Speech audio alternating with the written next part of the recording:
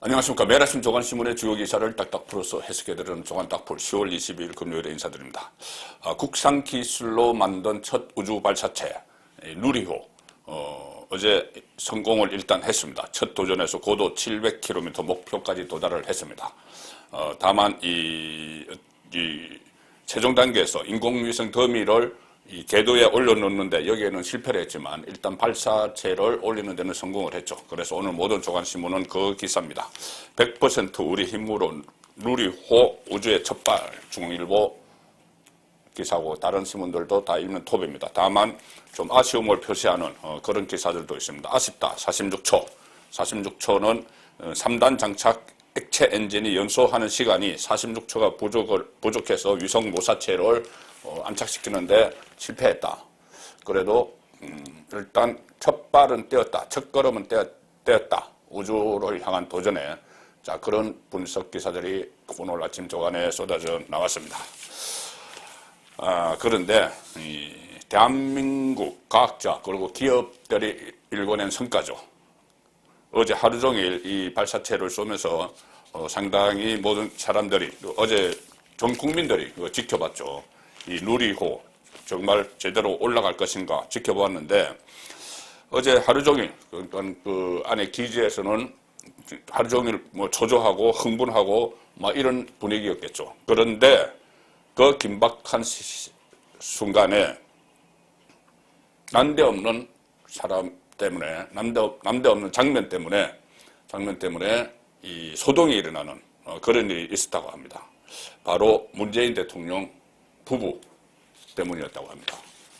자, 중앙일보 오명기사 보시면은 대통령 발표 뒷배경이 허전하자 과학자들을 병풍으로 동원했다. 지금 문재인 대통령 앞에 있고 뒤에 김정숙 씨 있고 뒤에 과학자들이 쭉 도열해서 서 있죠. 어제 여기 문재인 대통령이 여기 가서 대국민 메시지를 발표를 한다고 갔는데 뒤에 배경이 너무 허전하니 과학자들 좀 이리 와서 좀 서 있어라. 이렇게 했다는 겁니다. 그리고 이 장면을 연출한 사람이 또 탁현면이다. 자, 좀 어처구니 없는 일이죠.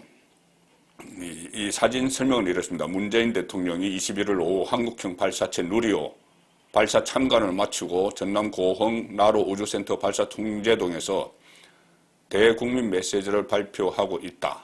자, 근데 그 뒤에 두 손을 모으는 이 과학자들이 있습니다. 그래서 이 누리호 개발 참여 과학자는 이렇게 이야기합니다. 지난 10여 년 동안 누리호 개발을 위해 밤낮으로 했던 고생이 누구에게는 잠깐의 이벤트로 생각하는 것 같아서 정말 자괴감을 느꼈다. 이 문재인 대통령 부부가 김정숙 씨를 대동하고 문재인 대통령이 현장에 나타나 누리호 발사에 대한 대국민 메시지를 발표를 했는데 한바탕 소동이 벌어졌습니다. 누리호 발사를 앞두고 신중에 신중을 기하던 통제실에서 이벤트 기획사 직원들이 막 이리저리 뛰어다니고 방송 카메라 중계를 위한 무대를 설치하느라고 시장통을 방불케 했다. 바로 문재인 그 대국민 메시지 발표를 하기 위해서 소동을 피운 겁니다. 대통령의 성명 발표 뒷배경이 허전하자 기획 책임자가 누리호 발사를 담당해온 과학기술자들을 뒤에 병풍으로 쭉 동원했다. 이날 현장을 지켜봤던 참석자들은 탁현민 청와대 어정비서관이 현장을 지휘했다고 전했다. 우리 힘으로 우주 발사체를 만든 역사적 현장에 고생한 과학자들은 보이지 않고 정치적 이벤트만 있었다는 얘기다. 자, 이제 문재인 대통령 임기도 얼마 남지 않았죠. 얼마 남지 않았고 지금 다음 대선이 내년 3월 9일에 치러지는데 지금 민주당 후보는 확정이 됐죠. 이재명 경기도지사 확정이 됐는데 얼마 전에 문재인 대통령이 검찰과 경찰에 강력하게 지시를 했죠. 대장동 수사 신속하고 철저하게 하라. 자, 그런데 그 지시를 놓고 정치적 해석이 엇갈렸죠. 면죄부를 주기 위한 것이다. 빨리 수사해서 이재명 후보에게 면죄부를 주기 위한 것이다. 아니면은 이재명이 문재인 친문 진영과 그전부터 각을 세워왔기 때문에 손절을 하기 위한 수순이다. 후보 교체론까지 염두에 두고. 자, 그런 정치적 해석이 있었고, 저는 후자 쪽에 그때 무게를 뒀었는데, 그런데 이것이 아무리 문재인 대통령이 본인이 어떤 정치적 목적을 가지고 검찰에 지시를 했다고 해도, 검찰이 받아들이지 않으면 그만이죠. 검찰이 마이웨이. 지금, 그 전 정권까지는 임기 말이 되면은 램덕이 오면서 권력기관들이 가장 먼저 변합니다. 그리고 권력기관 중에서도 변하는 순서가 있다. 제가 말씀드린 적이 있는데, 이 정치에 민감한 이 검찰이나 이런 기관들이 빨리 변한다. 그런데 이번에는 이 친정권 성향 김호수 검찰총장을 임명을 해놨기 때문에 그러지 않을 수도 있다. 하지만 뭐 검찰총장 혼자서 수사하는 것도 아니고 서울중앙지검 이번에 이 수사를 하는데 검찰총장이 이 시장실 압수수색 그 시청 성남시청 압수수색을 지시를 했는데 뭐 20일 가까이 동안 묵사를 서울중앙지검장이 하는 그런 일도 있었죠. 자, 그래서 일선 검찰에서는 검찰 수뇌부는 이 미래 권력일지도 모르는 지금 여당 대선 후보니 이재명의 눈치를 오히려 보는 자 그런 상황으로 가고 있습니다. 두 차례 이 국정감사에서 이재명이 출석한 국정감사 행안위와 국토위 국정감사에서 이재명을 가장 위협하는 것은 배임 혐의였죠. 배임. 뭐냐면은 초과 이익 함수 조항 대장동에 대해서 그것을 만들지 않았기 때문에 이 성남도시개발공사가 취해야 할 이득을 민간업자 하천 대여로 다 가버렸습니다. 수천억이. 자, 그래서 그 부분에 대해서 배임이고 그것을 실무적으로 설계한 유동규 전 성남도시개발공사 본부장은 지금 구속이 돼 있죠. 구속영장에도 이 배임이 들어갔습니다. 이렇게 되면은 유동규의 윗선이 이재명인 것이 확실해지고 있으므로 이재명 후보도 배임이 되겠죠. 자, 그런데 검찰이 어제 유동규를 기소를 하면서 당초 구속영장에는 들어가 있던 배임 혐의를 빼버렸습니다. 윗선과 연결고리를 잘라버린 것이죠. 그래서 이것이 이재명 눈치 보기가 아니냐 그런 비판들이 나오는 겁니다. 조선일보 일면 중간기사 보시면은 이재명 눈치 봤나 검찰 유동규 배임 빼고 기소했다. 배임은 쏙 빼고 유동규를 기소를 했습니다. 그리고 뭐 보강수사에서 나오면은 또 추가로 할 거라고 하지만 지금 상황에서는 지금 배임을 하면은 이 배임 기소장에 이재명 이름을 넣지 않을 수가 없는 상황이죠. 위선이니까는. 성남도시개발공사고 여기는 그것을 인허가권을 다 가지고 있는 성남시장이 있기 때문에 이것을 안 넣을 수가 없습니다. 그리고 이재명이 이 대장동 사업 관련해서 열 몇 차례 직접 사인한 그런 결제 서류까지도 지금 공개가 된 상황이죠. 그래서 기소장에 유동규의 배임 혐의에 대해서 이재명의 이름을 안 넣을 수가 없기 때문에 아예 지금은 그걸 빼버렸다. 이재명 눈치 봐서 그 이야기입니다. 유동규 전 본부장을 구속할 때와 달리 배임 혐의를 적용하지 않았다. 그리고 유동규가 수수했다고 본 뇌물액수도 당초 8억 원에서 3억 5,200만 원으로 줄었다. 배임 혐의를 적용하지 않은 것에 대해서 검찰 안팎에서는 당장 이재명 경기지사 봐주기 이런 지적이 나왔습니다. 유 씨를 배임 혐의로 기소할 경우에 이재명 관련 부분을 공소장에 담지 않을 수 없기 때문에 아예 뺀 것 같아. 구속영장을 받아낸 핵심 혐의가 배임인데 그것을 빼고 기소하는 것은 처음 본다. 검찰에서 그렇게 이야기합니다. 한 법조인이 그렇게 이야기합니다. 구속영장 할 때 가장 핵심적인 부분이었는데 그것을 기소를 할 때는 빼버리는 것 처음 본다. 희한하다. 자, 그래서 이런 이야기가 검찰 안에서 나오는 것이죠. 영장 혐의의 3분의 2가 날아가 버렸다. 배임도 또 김만배 뇌물액수도 5억을 뺐죠. 그러니 처음에 할 때보다 3분의 2가 날아가 버린 상태로 기소를 했다. 알맹이는 다 빼고 기소를 했다는 이야기죠. 그렇다면 왜? 이런 이야기가 나오는데 이재명 보호하기죠. 검찰은 유 씨가 화천대유 등의 이익을 몰아줘서 성남도시개발공사에 수천억 원 상당의 손해를 가했다고 구속영장에 적시했다. 그런데 이것을 빼버렸기 때문에 사실상 영장 혐의 3분의 2가 날아가 버렸다. 유동규 씨 위선에 대해 수사를 않고 유시선에서 꼬리 자르기를 하겠다는 의미다. 이런 분석이 제기가 됐고, 이재명 지사가 대장동 사업에 관여한 정황들이 이미 상당수 드러났기 때문에 이제 이런 식의 방식으로 보호를 하는 것 아닌가. 성남시장으로 재직하던 시기에 최소 10건의 대장동 개발 관련 공문서에 직접 서명했던 것으로 확인이 됐죠. 자, 그래서 다른 언론들도 그렇게 보고 있습니다. 중앙일보는 아예 이재명 무혐의로 가는 수순 아니냐. 윗선 꼬리 자르기인데 뭔가 지금 뭐 이재명도 수사 대상이다 이런 이야기를 했죠. 그렇게 그 서울중앙지검장 이정수 지검장이 수사 대상에 포함되어 있다고 이야기를 했습니다. 그러니 뭔가 결론을 내야 되니 이렇게 해서 무혐의 처분 이렇게 가는 수순 아닌가. 그리고 중앙지검이 또 어제 성남시장실을 압수수색했는데 수사팀 꾸린 지 22일 만에 들어갔습니다. 그래서 이런 모든 것들을 보면은 민간 사업자의 수천억 원대 특혜 의혹의 핵심인 배임 혐의를 삭제를 해버려서 뒷걸음질 수사란 비판이 나온다. 결국 윗선 의혹을 받는 더불어민주당 대선 후보 이재명 경기도지사를 무혐의 처분하기 위한 수순 아니냐. 이런 지적이 나온다는 겁니다.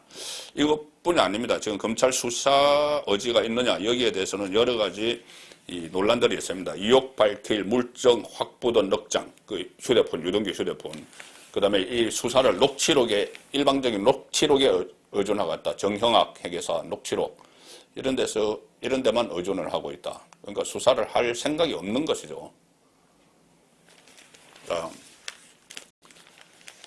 그 유동규 거주지를 압수수색하는 과정에서 그 아이폰 휴대전화를 창밖으로 던지는 걸 막지 못했고 이후에는 찾지도 못했다. 찾지 않은 것이죠. 이 휴대전화가 대장동 개발 의혹이 의혹이 막 불거진 그 시점에 막 통화를 한 것이기 때문에 이 안에 그렇다면 이재명이 위선에 있다면은 혹시 이재명과 통화했느냐 아니면 이재명의 핵심과 통화를 했느냐 그래서 서로 상황을 정보를 교환하고 앞으로 어떻게 할지 또 그런 이야기를 했느냐 이것이 그 휴대전화를 확보하면은 어느 정도 확인할 수가 있는데 검찰은 그것을 아예 찾을 생각이 없었습니다. 그런데 검찰이 열흘 가까이 헤매는 사이에 고발장을 접수한 관련 사건 고발장 접수한 경찰은 하루도 채 안 돼서 휴대전화 행방을 확인해서 압수를 했죠.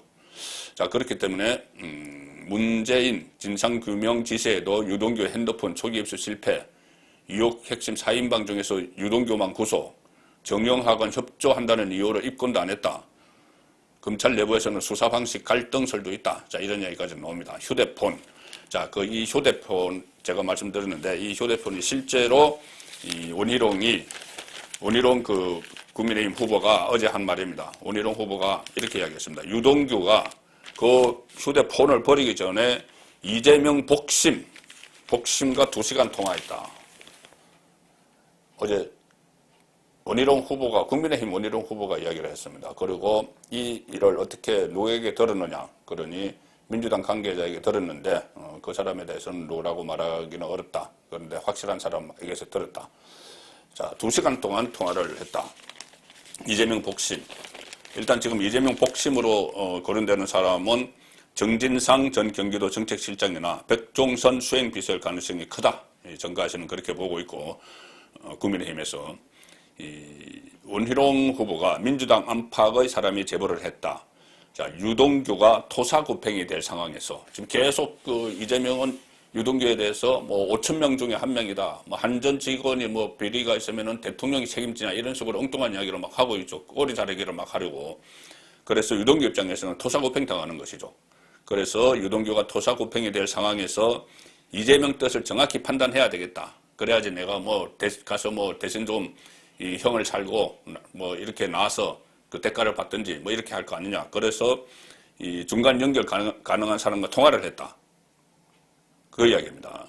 이 국정감사에서 또 이재명이 이 말 한 것이 지금 상당히 논란이 되고 있습니다. 뭐냐면은 지난번 국정감사에서 유동규 씨가 이재명의 말입니다. 유동규 씨가 검찰 압수수색 당시에 자살한다고 약을 먹었다고 하더라.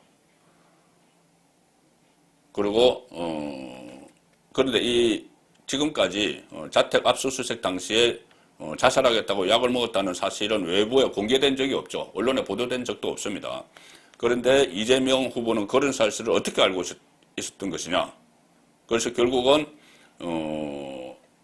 이재명 후보 쪽과 유동규 씨 사이에 검찰 압수수색 전에 물밑 접촉이 있었기 때문에 그런 걸 다 알고 있는 것 아니냐. 자, 그런 이야기입니다. 그리고 또 이런 이야기도 했습니다. 이재명 후보가 이 친구와 통화한 게 최근엔 전혀 없다. 기억이 안 날 정도라고 했다. 그런데 제가 들은 바로는 이재명 후보, 제가 들은 바로는 작년에 이혼 문제 때문에 집안에 너무 문제가 있다고 해서 아마 체포될 당시에 압수수색 당시에 자살한다고 약을 먹었다고 한다.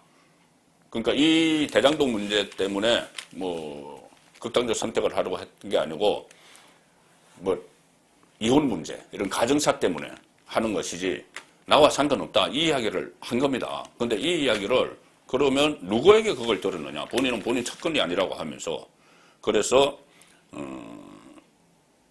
그날 그 국정감사장에서 김원혜 의원, 국민의힘 김원혜 의원이 물어봤죠. 본인밖에 모를 사실을 어떻게 아느냐 이렇게 물으니 이재명 후보가 그분 유동규 씨 그분이 우리랑 전혀 인연이 없는 사람은 아닌데 제 가까이 있는 사람들과 아는 사이 아니겠느냐 뭐 이렇게 이야기했습니다. 측근에게 들었다는 뜻으로 이렇게 해석이 됐는데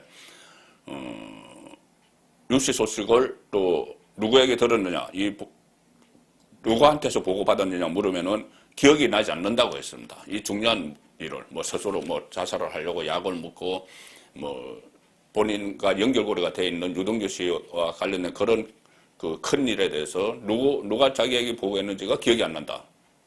이렇게 이야기했습니다. 자, 그래서 원희룡 의원도 이 부분에 대해서 상당히 지적을 하고 있습니다. 유동규 자살약 언급한 이재명 보도가 없었는데 언론 보도도 없었는데 어떻게 알았느냐. 자, 이 이야기가 되는 것이죠. 자, 그리고 지금 이재명 후보는 계속 유동규와 꼬리 자르기를 하지만 오늘 조선일보 이 사면 보시면은 사진이 한 장이 나와 있습니다. 뭐냐면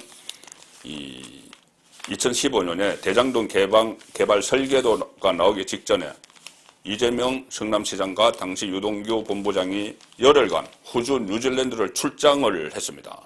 출장 당시 찍힌 사진도 같이 공개가 됐습니다. 앞에 이재명 성남시장이 걸어가고 바로 그 뒤에 동그라미 친 부분에 유동규 본부장이 따라갔죠. 10박 열흘 동안 해외 출장을 같이 했습니다. 무슨 뭐 시찰단 이런 것을 구성을 해서 갔는데 그 시점이 대장동 개발 설계도가 나오기 직전이다. 자, 이 출장 후에 17일 만에 이 성남시 행정기획국이 보고한 특수목적법인 성남의 떨이죠. 설립 승인 검토 보고서를 결재를 했습니다. 이재명 시장이. 그리고 이 보고서는 이 유동규가 발주한 연구 용역을 바탕으로 작성됐다. 그러면은 이 해외 출장 열흘 동안 이 큰 사업이죠. 대장동 개발 사업, 29만 평 개발하는 그 사업, 뭐 수조 원이 관련. 자, 그 사업에 대해서 다 상의를 했을 거라는 이야기죠. 상의를 했고 그 출장을 다녀와서 17일 만에 사인을 했다. 성남도공 관계자는 이렇게 이야기합니다. 유동규가 호주, 뉴질랜드 출장을 다녀온 지 얼마 안 돼서 대장동 사업 설계의 초안이 된 연구 용역 결과가 나오고 사업 추진이 빠르게 진행돼서 공사 내부에서도 이런저런 말이 나섰다. 이재명과 유동규가 열흘 동안 같이 총 12명 시찰단인데 같이 뉴질랜드, 호주를 갔다 오고 나서 속전속결로 이 SPC, 특수목적법인이 막 설립되고 진행이 착착 됐다는 것이죠. 그래서 결국은 두 사람이 같은 공동 운명체 아니냐. 검찰은 그것을 차단하기 위해서 유동규에 대한 배임 혐의를 빼버릴 것 아니냐. 자, 그런 지적이 나오는 겁니다. 이 과거에도 대선 직전에 이 유력 후보 또는 그 유력 후보의 진영에 대한 수사나 내사가 진행됐지만은 검찰이 그 후보를 쳐낸 적은 실질적으로 쳐낸 적은 거의 없습니다. 사실상 전혀 없습니다. 왜 그러냐면은 그 사례만 봐도 1992년에 부산 초원 복국집 사건이 있었고 97년에 DJ 비자금 의혹, 이해창 전 총재 병역 비리 의혹, 아들들 병역 비리 의혹, 그리고 2007년에 이명박 후보의 도곡동 땅, 그리고 다스 실소유주 의혹 이런 것이 있었는데 전부 뭐 검찰이 제대로 수사 안 했죠. 미래 권력이 될지도 모르기 때문에 그런 상황이었습니다. 그래서 이번에도 검찰이 이재명 눈치를 많이 보는 것 같은데 지금은 과거와 달리 이 감시의 눈이 너무 많고 내부 고발자가 어디에서 나올지 모릅니다. 그리고 그렇기 때문에 검찰 뜻대로 또 안 될 가능성도 있는 것이죠. 오늘도 동아일보는 일면에서 새로운 의혹을 보도를 했습니다. 사업협약 초안에는 이익 환수 조항이 있었는데, 초과 이익 환수 조항이 있었는데 결제 과정에서 빠졌다. 자, 결제 과정에서 빠져버렸다.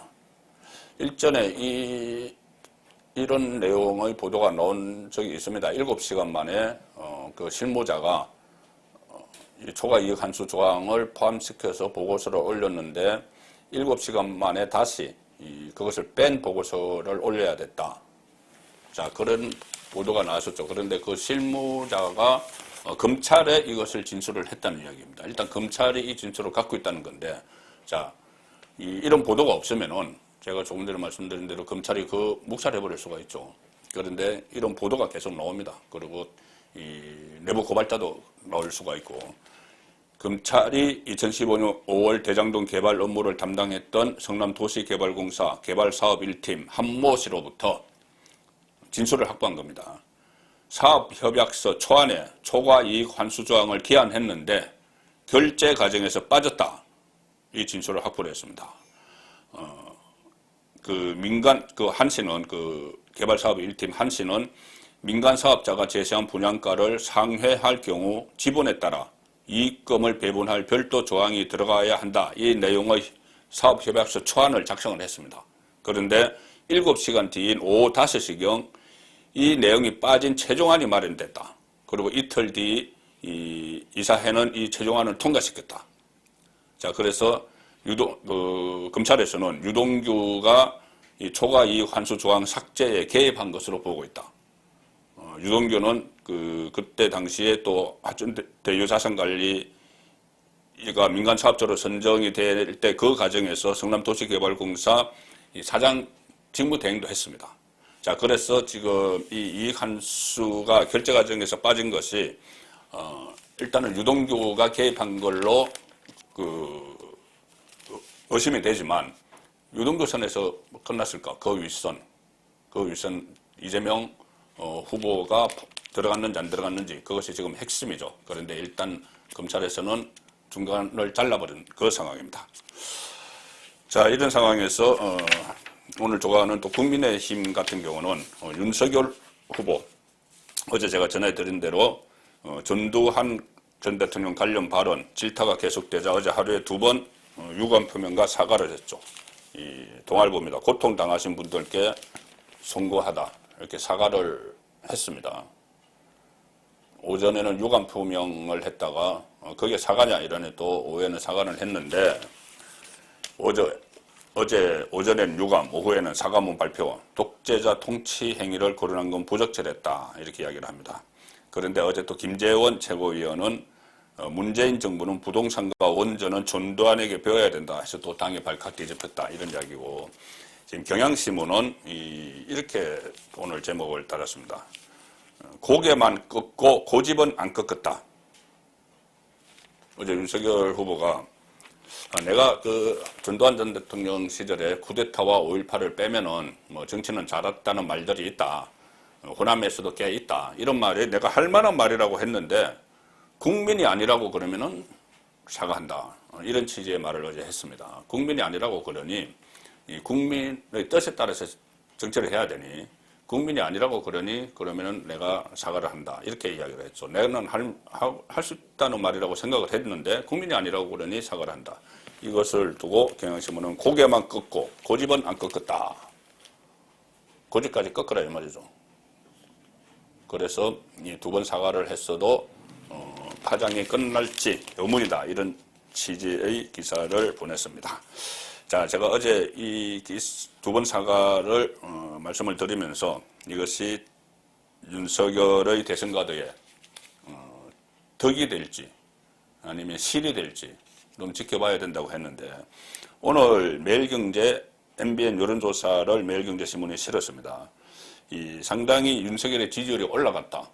한때는 지금 뭐 일부 다른 조사 결과도 있습니다. 다른 조사도 결과도 있는데 홍준표가 앞섰다는 조사 결과도 있습니다. 그런데 여러 가지 조사 기관이 서로 엇갈려서 놓으면은 한 조사 기관이 한 추세 그걸 보면 되죠. 다른 거는 일단 무시하고 자, 이 RN서치와 매일경제신문이 조사를 하는데 이재명 맞수는 윤석열이다. 60대 표심 흡수한 윤석열 6주 만에 홍준표를 제쳤다. 다시 윤석열이 다시 홍준표를 제쳤다는 겁니다. 이 같은 여론조사입니다. 자, 그래서 여기서 의미 있는 부분이 하나 발견되는데 자, 일단 조사 결과는 이렇습니다. 야권 후보 적합도 조사에서 윤석열 33.6 대 홍준표 29.6 고발 사주 의혹 논란으로 홍준표에게 1위 자리를 내줬던 윤석열이 이 보수층 표심이 결집하면서 반등했다. 60대 이상 지지율은 무려 12%포인트나 올랐다. 자, 그리고 이 가상양자 대결에서 윤석열 대 이재명은 43.4 대 32.5 거의 11%포인트가 차이가 나죠. 그런데 홍준표 대 이재명은 31.6% 대 30.9% 거의 차이가 없는 결과가 나옵니다. 자, 제가 이 여론조사에 왜 주목을 하느냐 하면은 어제 제가 말씀드릴 때 이 윤석열 후보의 발언이 19일 나왔습니다. 19일 날 나왔습니다. 그러니 어제 호남에서 지지율이 떨어졌다. 9%대로 떨어졌다. 그런데 그 여론조사 기간은 18일, 19일, 22일이었습니다. 그러니 19일 반나절과 그 20일 사이에 윤석열의 전두환 전 대통령 관련 발언이 여론에 반영이 됐겠죠. 그래서 호남에서 9%대로 떨어졌다. 14%에서. 그 말씀을 드렸는데, 자, 윤석열이 홍준표를 6주 만에 역전시킨 이 여론조사도 같은 기간에 실시가 됐습니다. 18, 19, 20일. 그리고 윤석열의 발언은 19일에 있었죠. 그러니까 하루 반나절의 하루와 반나절의 여론이 민심이 반영이 됐다고 봐야 됩니다. 됐다고 봐야 되는데 이 여론조사에서 야권 후보 적합도 조사에서 6주 만에 홍준표를 다시 제친 그런 결과가 났다. 자, 그것은 무엇을 의미하는 것인지 뭐 아직은 좀 더 지켜봐야 되겠습니다만 오늘 아침에 나온 여론조사는 그런 분석이 가능한 수치가 공표가 됐습니다. 10월 22일 보내드린 조간딱풀이었습니다.